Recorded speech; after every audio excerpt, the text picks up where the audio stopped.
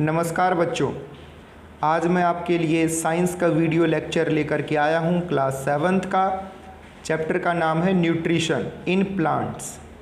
तो देखते हैं इस चैप्टर में क्या दिया हुआ है। आपको मैं लाइन बाय लाइन चीज़ें समझाऊंगा। उम्मीद करता हूँ आप इस वीडियो को ध्यान से सुनेंगे और चीज़ों को समझेंगे।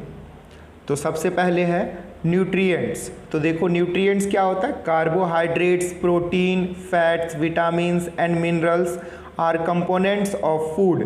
These components of food are called nutrients and are necessary for our body.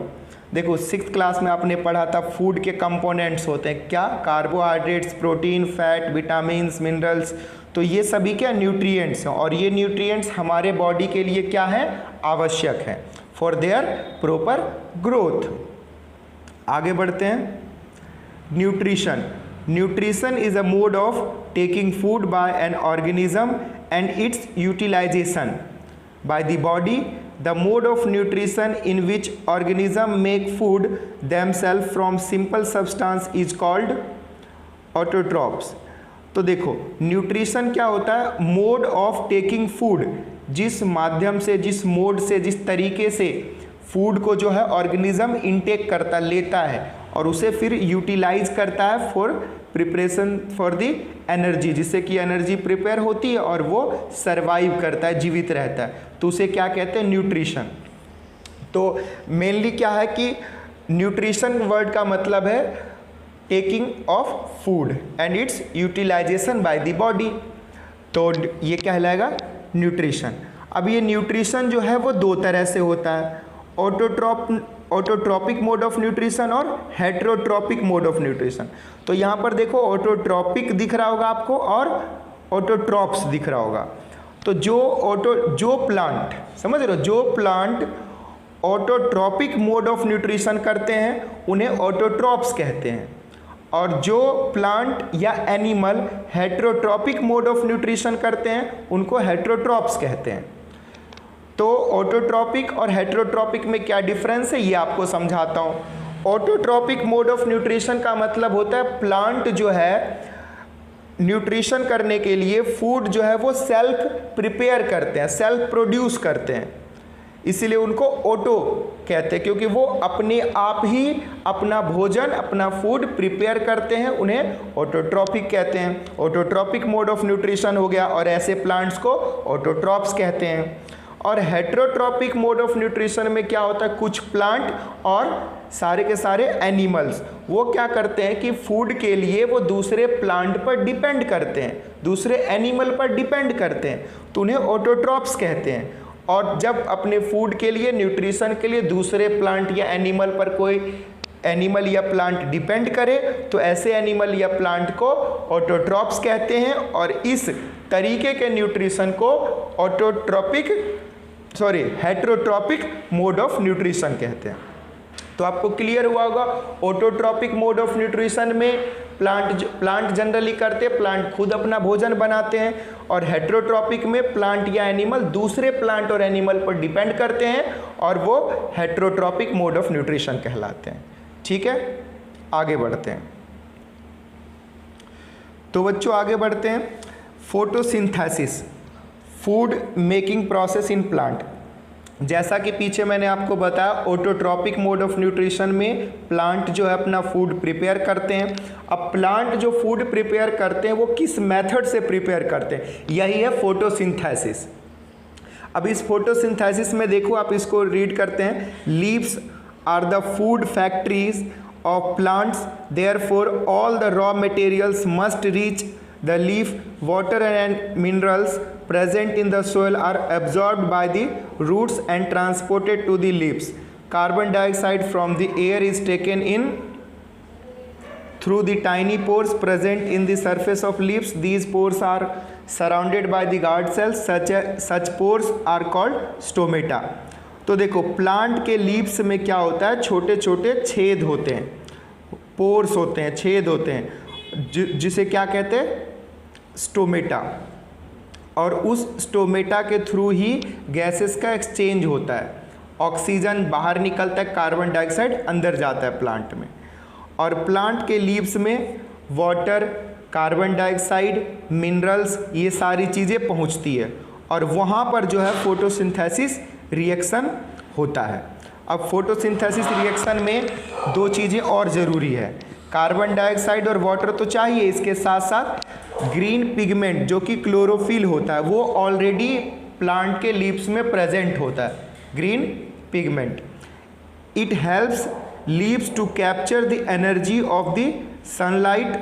This energy is used in the synthesis of food from the carbon dioxide and water. Since the synthesis of food occurs in the presence of sunlight, it is called photosynthesis. तो photosynthesis का यहाँ पर generally definition दिया हुआ है कि plant prepare their own food in the presence of carbon dioxide, water and chlorophyll and sunlight. तो ये चार चीज़ें नेसेसरी है for the completion of photosynthesis reaction.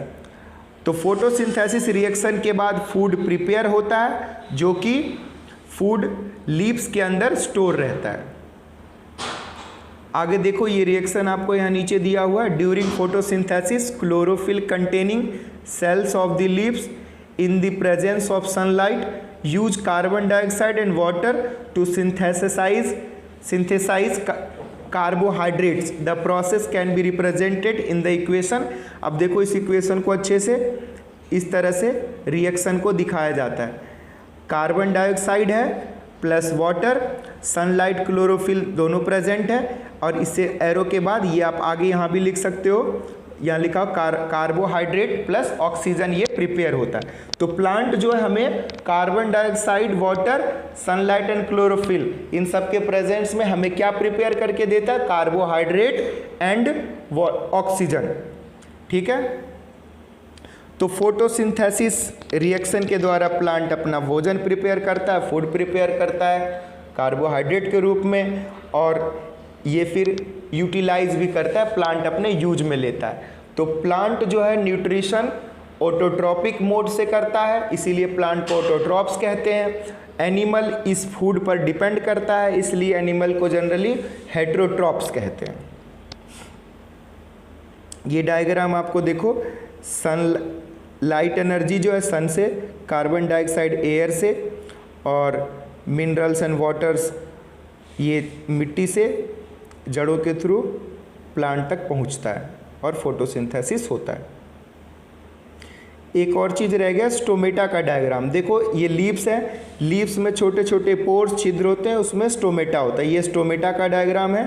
Stomata के डायग्राम को और देखो जो बड़ा करके देखें तो इसके बिग साइज को, बड़े साइज को अगर आप देखो तो इसमें क्या है, स्टोमेटल ओपनिंग। ये जो स्टोमेटल ओपनिंग है ये क्लोज होता है और ओपन होता है। जब इसको कार्बन डाइऑक्साइड चाहिए तो ये कार्बन डाइऑक्साइड को अपने अंदर ले लेगा और क्लोज हो जाएगा। फिर ऑक्सीजन बाहर निकलना है तो फिर ओपन हो जाएगा, फिर ऑक्सीजन बाहर निकल जाएगा, फिर कार्बन डाइऑक्साइड अंदर आएगा, फिर क्लोज हो जाएगा। तो क्लोज ओपन ये कंटिन्यूसली होता रहता है।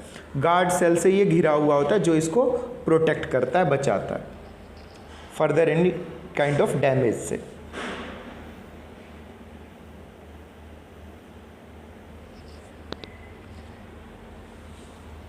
आगे देखिए क्या दिया हुआ है, slimy green patches in ponds और stagnant water bodies, these are generally forms by the growth of organism called algae. देखो आपने देखा होगा कि नदी, नाले, तालाब के आगे स्लीमी टाइप का, फिसलन टाइप का ग्रीन पैचेज जम जाता है, काई जिसको कहते हैं। तो ये कुछ नहीं, एक लिविंग ऑर्गेनिज्म है जिसको एल्गी कहते हैं। ठीक है, आगे देखिए other mode of nutrition in plant. Other mode में हेटेरोट्रॉपिक मोड की बात कर रहा था।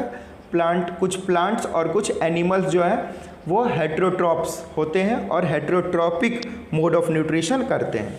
तो इसमें देखो एग्जांपल दिया, yellow wiry branches structures twining around the stem and branches of the trees, plant called cuscuta, that is called अमरवेल। The plant on which it climbs is called host since it deprives the host of the valuable nutrients। तो देखो इस diagram में ये अमरबेल, देखो ये जो yellow colour का पूरा फैला हुआ है ये अमरबेल की लत्ती है, ये इस प्लांट के ऊपर फैल गया।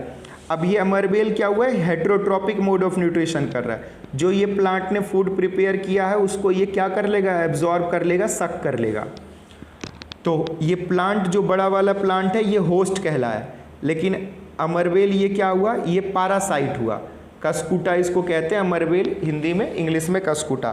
तो ये क्या हुआ, पैरासाइट। पैरासाइट का मतलब दूसरे के ऊपर डिपेंड करना अपने फूड के लिए। जैसे देख तो कभी एनिमल को जोंक वगैरह उनके बॉडी पर चिपक जाता है और फिर उसको क्या करता है, उसके खून को चूस लेता है, तो उसे पैरासाइट कहते हैं। हिंदी में इसको परजीवी कहते हैं, जो अपने जीवन के लिए दूसरे पर जीवित रहे, परजीवी, पैरासाइट। ठीक है, तो हेट्रोट्रॉपिक मोड ऑफ न्यूट्रिशन था जिसमें कि ये पैरासाइट कहलाएगा।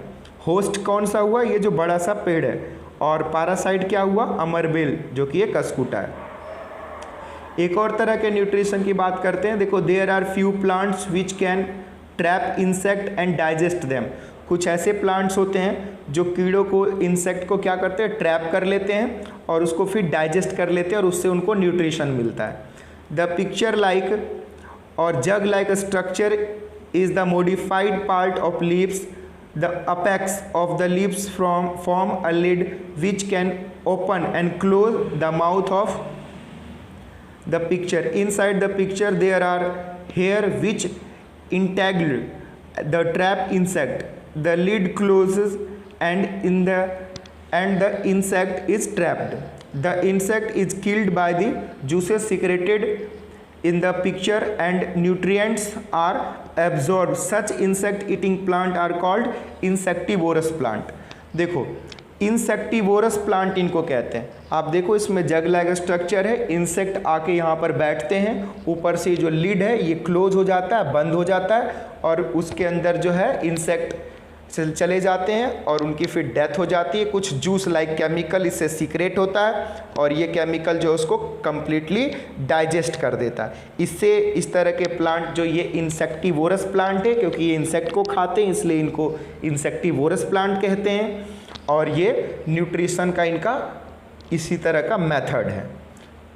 तो इंसेक्ट को खाने वाले भी कुछ प्लांट्स हैं जिनको इंसेक्टिवोरस प्लांट कहते हैं। आगे देखो बच्चों, सैप्रोट्रॉप्स। अब एक और मोड है न्यूट्रिशन का, सैप्रोफिटिक मोड ऑफ न्यूट्रिशन कहते हैं। और सैप्रोट्रॉप्स ऐसे एनिमल, ऐसे प्लांट्स को जो इस तरह के मोड ऑफ न्यूट्रिशन दिखाते हैं उनको सैप्रोट्रॉप्स कहते हैं। बट इस मेथड को सैप्रोट्रॉफिक मोड ऑफ न्यूट्रिशन कहते हैं। अब इसमें क्या होता है, देखो इसमें cotton like thread spread on the pieces of bread.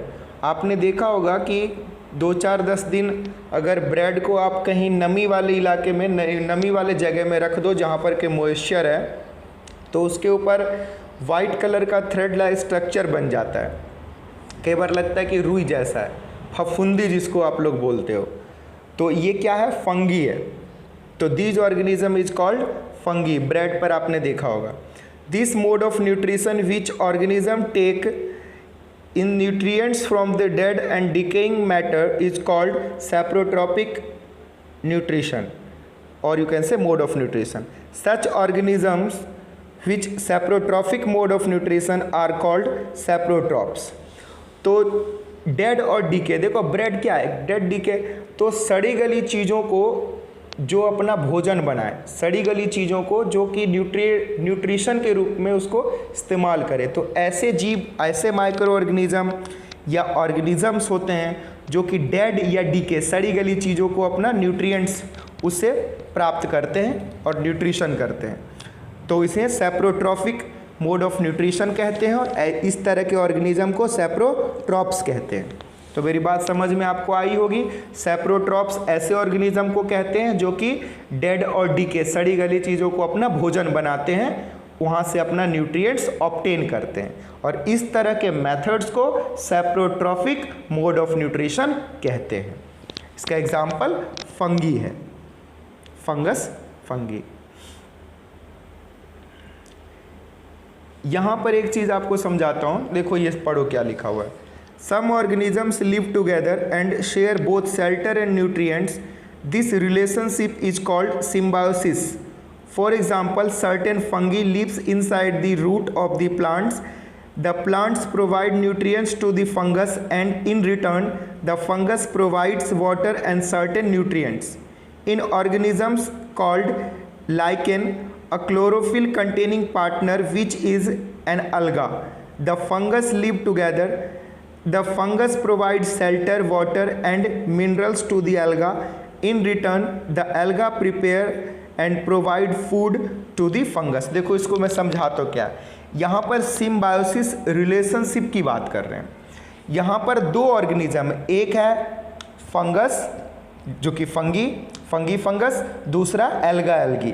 तो देखो ये सिंगुलर और प्लूरल का बस है, फंगस मतलब सिंगुलर और फंगी मतलब प्लूरल, एल्गा सिंगुलर और एल्गी प्लूरल। तो एल्गा और फंगस दोनों एक साथ रहते, दे लिव टुगेदर। और यहाँ पर फंगस क्या करता है कि मिनरल्स, वाटर्स और एक शेल्टर, एक होम, एक घर, एक आश्रय प्रोवाइड करता है एल्गा को। और एल्गा के पास ग्रीन पिगमेंट जो कि क्लोरोफिल है वो प्रेजेंट होता है। और आप इस बात को याद कर लें, ध्यान में रखें कि फंगस के पास ग्रीन पिगमेंट नहीं होता है, क्लोरोफिल नहीं होता है। इसी वजह से फंगस जो है फोटोसिंथेसिस कर नहीं सकता और वो एल्गी को आश्रय देता है, शेल्टर देता है। और एल्गी के पास ग्रीन पिगमेंट है, क्लोरोफिल। तो ये दोनों एक दूसरे को सपोर्ट करते हैं ताकि फोटोसिंथेसिस हो सके। और एल्गी जो है फोटोसिंथेसिस करता है और फंगस इसको मिनरल्स, वाटर, शेल्टर प्रोवाइड करता है। और यहाँ से जो फूड प्रिपेयर होता है वो फंगस भी लेता है और एल्गी एक दूसरे से ये शेयर करते हैं। तो इस तरह से ये दोनों एक साथ दोनों रहते हैं। और यहाँ से इन दोनों के मदद से ऑर्गेनिज्म कॉल्ड लाइकेन, ये लाइकेन जो है प्रिपेयर होता है। और इस लाइकेन का जो है अगले चैप्टर में कुछ हम बात करेंगे एसिड बेस में। तो इसका लिटमस पेपर बनता है जिसको बनाने में लिटमस सॉल्यूशन या लिटमस पेपर में ये लाइकेन का इस्तेमाल करते हैं, जो कि एसिड को टेस्ट करने में, एसिड बेस को जांच करने में उपयोगी होता है, यूजफुल है। तो लाइकेन क्या है? लाइकेन जो है एक सिम्बायोसिस रिलेशनशिप अलगा और फंगस के बीच में होता है, जिसमें कि फंगस जो है शेल्टर, वाटर प्रोवाइड करता है, मिनरल्स किसको? एल्गा को। और एल्गा के पास क्लोरोफिल होता है। एल्गा जो है फोटोसिंथेसिस करके फूड प्रिपेयर करता है और एक दूसरे के सर्वाइवल को पॉसिबल करता है और एक दूसरे को सपोर्ट करता है। इन दोनों के सपोर्ट से एक ऑर्गेनिज्म जो है तैयार हुआ, लाइकेन तैयार होता है। और इस लाइकेन को जो है यूज करते हैं लिटमस पेपर या लिटमस सॉल्यूशन को प्रिपेयर करने में, जो कि हम लोग एसिड बेस सॉल्ट चैप्टर में पढ़ेंगे। ठीक है, आई होप ये बात आपको समझ में आई होगी। आगे देखते हैं, how nutrients are replenished in this soil. Replenished का मतलब है कि अगर मिट्टी से, सोयल से न्यूट्रिएंट्स मान लो कि प्लांट्स ले लेते हैं तो वापस उसमें फिर कहाँ से आएगा? तो देखो वहाँ पर फर्टिलाइज़र, मैन्योर जो हम खेतों में खाद डालते हैं उससे मिट्टी को जो है न्यूट्रिएंट्स मिलता है। किसी सोयल में जो न्यूट्रिएंट्स की कमी हो जाती है तो इसके लिए हम लोग केमिकल यानी फर्टिलाइजर्स डालते हैं खेतों में। अब मिट्टी में क्या होता है? एक बैक्टीरिया होता है, the bacterium called rhizobium can take atmospheric nitrogen and convert into a usable form. देखो मिट्टी के अंदर, सोयल के अंदर राइजोबियम बैक्टीरिया होता है जो कि एटमॉस्फेरिक नाइट्रोजन को क्या करता है? एब्जॉर्ब कर लेता है और एब्जॉर्ब करके उसको कन्वर्ट करता है नाइट्रोजीनियस कंपाउंड में, लाइक नाइट्रेट में। तो नाइट्रेट जो है फिर वापस जो है एक तरह से न्यूट्रिएंट्स फॉर्म हो जाता है मिट्टी के अंदर। तो राइजोबियम बैक्टीरिया मिट्टी के अंदर होता है, सोयल के अंदर, जो कि वापस मिट्टी में न्यूट्रिएंट्स बनाने का काम करता है। ठीक है, जिस मिट्टी में कम न्यूट्रिएंट्स होते हैं तो उसमें हमें फर्टिलाइज़र वगैरह यूज करना पड़ता है। तो आई होप ये चैप्टर आपको समझ में आया होगा। अगर किसी तरह का इसमें डाउट है तो आप व्हाट्सएप पर मैसेज करें। आप ग्रुप में जो है एक्सरसाइज के क्वेश्चन आंसर सॉल्व करके सेंड करें। एक बार एक्सरसाइज के क्वेश्चन आंसर को भी जो है मैं एक्सप्लेन कर देता हूँ। Why do organism take food? भाई क्यों ऑर्गेनिज्म फूड लेते हैं? क्योंकि अपने सर्वाइवल के लिए, जीवित रहने के लिए उनको एनर्जी चाहिए और एनर्जी वो फूड से ही उनको मिलेगा। पैरासाइट और सेप्रोट्रॉप्स में डिफरेंस बताना है। पैरासाइट क्या होते हैं? अपने न्यूट्रिशन के लिए दूसरे प्लांट पर डिपेंड करते हैं, यानी उनको किसी होस्ट की आवश्यकता होती है और उससे वो फूड को जो है क्या करते हैं, एब्जॉर्ब कर लेते हैं, सक कर लेते हैं, उनको फिर पैरासाइट कहते हैं और ये पैरासिटिक मोड ऑफ न्यूट्रिशन है। और सेप्रोट्रॉप्स में क्या होते हैं? ये ऑर्गेनिज्म डेड और डीके, ये जरूर वर्ड लिखना है, डेड एंड डीके, मतलब सड़ी गली चीज़ों से अपना न्यूट्रिएंट्स प्राप्त करते हैं, तो इनको सेप्रोफिटिक मोड ऑफ न्यूट्रिशन कहते हैं और ये ऑर्गेनिज्म सेप्रोट्रॉप्स कहलाते हैं। How would you test the presence of starch in the leaves? देखो पत्तियों में यानी लीव्स में स्टार्च है, इसको कैसे टेस्ट करोगे? तो देखो इसको आयोडीन के यूज से, इसका एक एक्टिविटी है, वो एक्टिविटी भी आप करके देख सकते हो, बुक में भी पढ़ना। तो आयोडीन का यूज किया जाता है, यानी इसका एक पूरा प्रोसेस है, इसके क्वेश्चन आंसर हम बाद में आपको समझा देंगे। आयोडीन उसके ऊपर डाला जाता है, स्टार्च के ऊपर, और पूरा प्रोसेस है तो ये बाद में देखते हैं। Give a brief description the process of the synthesis of food in the, तो देखो फोटोसिंथेसिस का पूरा जो प्रोसेस है आप उसको इसमें लिख दें, जो पीछे हमने आपको चैप्टर में एक्सप्लेन करा है। So with the help of sketch the plant are ultimate source of the food, तो आपको देखो एक तरह से बताना है कि प्लांट जो है वो अल्टीमेट सोर्स है, क्योंकि देखो फूड कहाँ से प्रिपेयर हो रहा है, एक तरह से फूड प्लांट से आ रहा है और किसी तरह एनिमल से भी आ रहा है। एनिमल पहले प्लांट को खा रहा है, तभी जो है एनिमल को, अगर मान लो हिरन को, शेर हिरन को खा रहा है, टाइगर हिरन को खा रहा है, तो हिरन तो घास खा रही है, प्लांट खा रही है, तो प्लांट भी तो फूड प्रिपेयर कर, तो अल्टीमेट सोर्स जो है वो फूड का क्या है? प्लांट ही है। फिल इन द ब्लैंक्स काफ़ी आसान है, ये आप आसानी से कर लोगे। Green plants are called since they synthesise their own food, autotrophs कहते हैं क्योंकि वो अपना खुद बनाते हैं भोजन। The food synthesised by plants is stored as, carbohydrate के रूप में स्टोर रहता है। In photosynthesis solar energy is absorbed by the pigment called chlorophyll, chlorophyll के द्वारा एब्जॉर्ब किया जाता है। During photosynthesis plant take in and release, take in carbon dioxide and release oxygen gas. Name the following a parasitic plant with yellow cylinder नहीं है, slender and branched stem, तो ये Cuscuta, अमरवेल।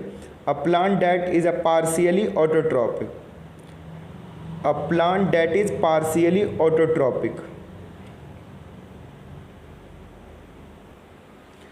तो लिखा a plant that is partially autotrophic, तो मतलब ऐसे plant का नाम बताना है जो कि ऑटोट्रॉपिक है भी और थोड़ा कम है, पार्शियली मतलब आधा अधूरा ऑटोट्रॉपिक है। तो ये मैं आपके लिए छोड़ देता हूँ, इसका आंसर आप बताना। The pores through which leaves exchange gases, तो देखो लीव्स में छोटे छोटे पोर्स होते हैं जिससे गैसेस एक्सचेंज होता है, वो पोर्स का नाम देखो पीछे दिया हुआ है, ये भी आप बताइएगा। Tick the correct answer. Cuscuta is an example of, आप बताओ ऑटोट्रॉपिक है, पैरासाइट है, सेप्रोट्रॉप्स है, होस्ट है, तो ये भी पीछे दिया हुआ है, आप इसको ढूंढ करके ये भी आप कर सकते हैं। The plant which traps and feeds on insect is called, cuscuta, China rose, pitcher plant, rose आपने पढ़ा था पीचर प्लांट है।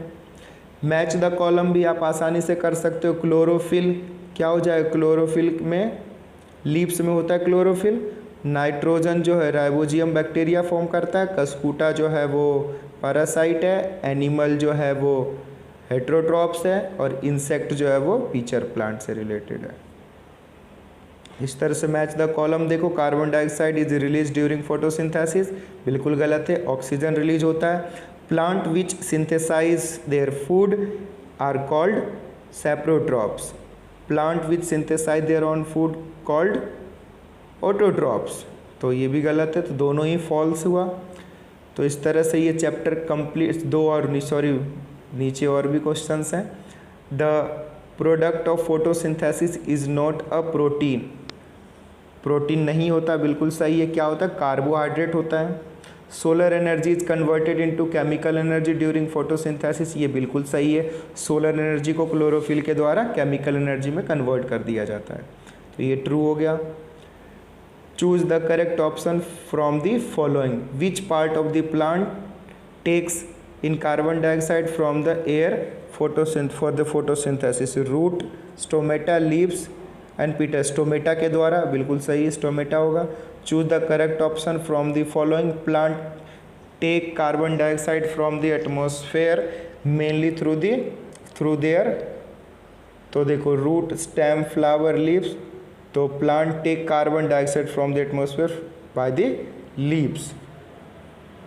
Why do farmers grow many fruits and vegetable crops inside the large greenhouses? What are the advantage to the farmers? तो question क्या है कि farmer जो है फ्रूट्स और वेजिटेबल के क्रॉप घर के अंदर क्यों उगाते हैं, इसके क्या रीज़न हो सकते हैं। तो ये भी क्वेश्चन मैं बच्चों आपके लिए छोड़ देता हूँ, आप इसमें सोचें कि किसान जो है अपने घर के आसपास जो है अपने घरों में inside the large green houses क्यों वहाँ पर फ्रूट्स और वेजिटेबल्स उगाते हैं, इसके क्या फ़ायदे हो सकते हैं। तो इस चैप्टर में किसी तरह के कोई डाउट्स हो तो आप जो है ग्रुप में मैसेज करें, जो व्हाट्सएप ग्रुप है, कमेंट्स करें। मैं आपको उम्मीद करता हूँ आपके हर डाउट्स को मैं क्लियर करूँगा। Thank you so much for watching this video. Please share and subscribe my YouTube channel Achievers Academy by Vikas Kumar. Thank you.